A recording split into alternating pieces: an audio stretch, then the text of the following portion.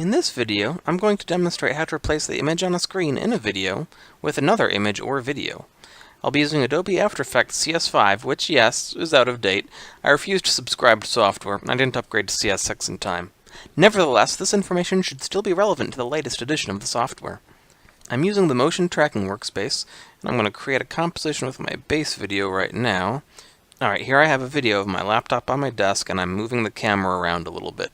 You'll want to use a contrasting color on your screen to simplify the tracking phase, so I've used a pure white background. Using green is also a good choice, so that you can chroma key it out later if anything bleeds through. I'm going to start with a frame looking straight on at the screen, and then I'll click on the Track Motion button, then select Perspective Corner Pin. This gives me a box to select my screen with. So I'm going to drag the corner points so that they line up with the screen. I'll make sure this box is a little bit larger than the screen so that I don't have any white bleeding through underneath it.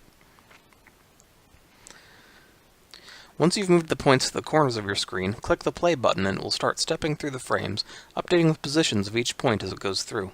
If any points don't track correctly, you can manually fix them. The speed of this all will depend on how powerful your computer is. Now that we're done going forward, I'm going to return to the starting point and track backwards with the reversed play button.